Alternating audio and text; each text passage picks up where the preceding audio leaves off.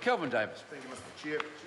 Mr. Chair, if I was Puta Parane, I'd actually be worried. Puta Parane is the chairperson of the Waitangi National Trust, and every Waitangi Day there's about 100 Māori policemen standing around protecting politicians. Now, if those, if the government has its way, they could possibly be charging the Waitangi National Trust for those policemen to be there protecting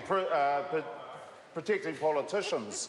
That's because if we look at this bill, for the purposes of this section, it demands service. So we basically demand that those police men and women be at Waitangi Day. It means a service that constitutes policing. They're there policing.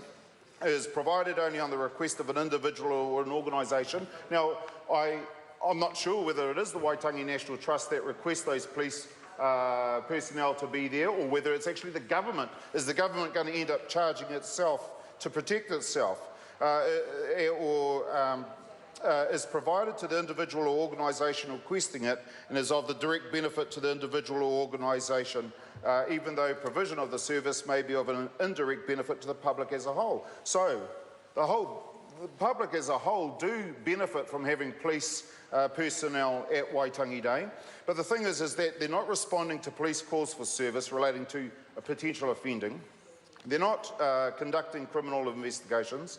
They're not prosecuting criminal offences. So chances are the government, if it's the government, who are requesting police to be at Waitangi Day and other events such as that, may actually end up charging themselves, which actually sort of negates the cost of actually charging for service. $8.50. 3 years ago it was $7. Now it's $8.50. Kanwajit Bakshi actually proved our point when he stood up and said, oh, in Australia and other jurisdictions the cost is $50, because that's exactly what we're afraid of. That's exactly our point. We're starting off at $7, it's now $8.50. Who knows that in a couple of years' time it's not going to be $50. Now, when I was thinking about the school I used to be principal of, and we had about 40 staff members, that's including caretakers and other support staff. At $7 per staff member, that only comes to about $280. That's not too bad. That's actually pretty easy for a school to absorb. But then if the cost of police vetting goes up to $50, that's something like $2,000 that the school needs to find. And when I looked at today at the amount of money that schools across Tai Tokerau are going to lose because of the changes that Hekia Prata is putting in place, something like 81% of the schools across Tai Tokerau are going to be losing funding. Now, this is just something else that's going to be added on top of that of those costs, Mr. Chair. Kohanga Reo, how are they going to afford extra costs?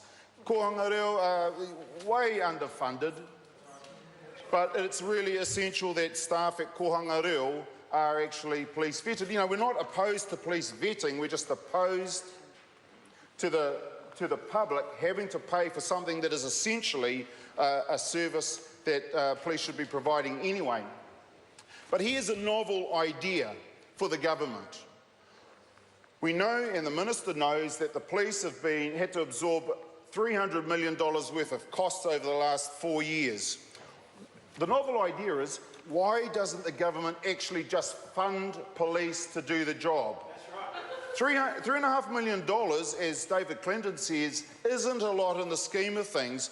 Why doesn't the government just fund the police to be able to do their job and stop putting it back onto members of the public? Stop putting it back onto New Zealanders to dip into their pockets to do what the government could just do themselves if they decided that they were going to fund the police to a level that they actually deserved. Search and rescue. David Clinton raised a really important point there. If people fear that they're lost in the bush and that they may be charged for the search and rescue, doesn't that jeopardise people? Doesn't that jeopardise their safety if they believe that they may actually be charged for search and rescue to come and look for them? That comes down to the government actually putting people's lives in jeopardy. And just finally, Mr. Speaker, Mr. Chair, finally, Mr. Chair, sorry. Just very briefly, the other point I'd like to make is what happens, or what may happen, if police are called out to a false alarm. I know now that when fire brigades are called out to false alarms, they charge people. What is in the future? This is the problem. We're worried about what's going to happen in the future in terms of this, whether the cost will go from $8.50 up to $50. What is the thin end? What is the thick end of the wedge that Ron Marks spoke about? Will police, in the end, start charging for false alarms? Because if you look at the again at what I read out earlier, a false alarm, it would if police went out to a call, it would constitute policing. It would be provided on the request of an individual. It would be provided to the individual and organisation requesting it. But the response of the police to calls for service relating to potential offending, yeah, potential offending, but it's not actual offending. They're not conducting an investigation. They're just turning up and there's nothing to investigate. It's a false alarm, and they won't be prosecuting anyone. Will people be charged for false alarm call-outs for the police? There are so many unknowns in this bill. That is the real concern. Of course, the biggest concern being that the greatest unknown is how much is this actually going to cost individuals in 3, 4, 10 years' time. Kia ora. Mr. Chair.